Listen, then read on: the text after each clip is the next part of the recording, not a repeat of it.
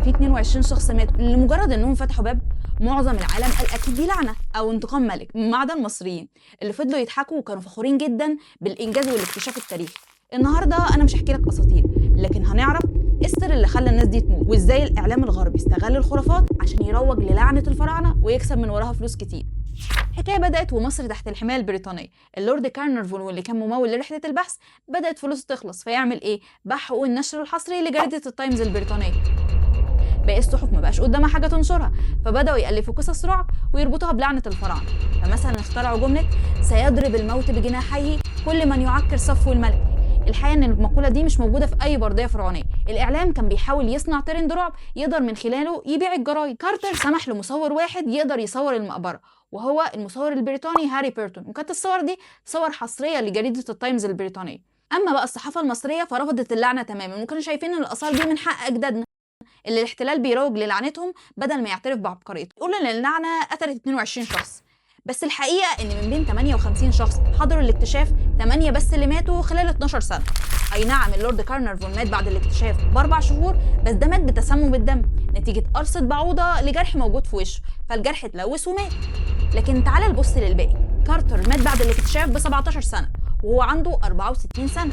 ليدي افلين بنت اللورد ماتت سنه 1980 وهي عندها 79 سنه. حتى الدكتور دوغلاس ديري اللي كشف على الموميا مات وهو عنده 80 سنه. ليه مقبره توت عنخ امون فضلت 3000 سنه بدون ما حد يكتشفها او حتى يسرقها؟ ببساطه لانها كانت مختفيه تحت اكواخ عمال من عهد رمسيس السادس. بس المقبره لما اتفتحت كانت مصدر خطر كبير جدا على الناس اللي دخلتها في الاول. الابحاث الحديثه بتقول ان فطر الرشاشات الصفراء اللي بيعيش في الاماكن المغلقه لالاف السنين واللي بيفرز سموم زي الافلوكتوسين هو السبب الارجح للالتهابات والمشاكل التنفسيه اللي حصلت للناس. كمان المقبره كانت مليانه بالتراب اللي مليان بالفطريات والبكتيريا اللي ممكن تهاجم اي شخص مناعته ضعيفه زي اللورد كارنرفون اللي اصلا صحته كانت تعبانه. يعني كده ان اي مقبره مغلقه ممكن تكون خطيره؟ الاجابه ايوه، لكن الخطر هنا مش خطر سحر، خطر هنا خطر بيولوجي وكيميائي. عشان كده الاثريين قبل ما بيدخلوا اي مكان مغلق بيستخدموا ادوات تهويه وبياخدوا عينه من هواء المكان قبل ما يدخلوه. كمان بيستخدموا كمامات ومواد وقائيه عشان يحموا نفسهم. العلم هو اللي انقذ الاثريين من اللعنه الحقيقيه وخلانا نستغل الميكروبات عشان نقدر نصنع من خلالها مضادات حيويه جديده. ليه لحد دلوقتي بنصدق في اللعنه؟ بسبب حاجه اسمها انحياز التاكيد. اننا بنركز على الحوادث اللي بتاكد فكره اللعنه، بنتجاهل اي حاجه بتثبت العكس. فبنفتكر وفاه اللورد كارنرفون بس بننسى ان في 50 شخص عاشوا بعد الاكتشاف لسنين طويله بدون ما يحصل لهم حاجه.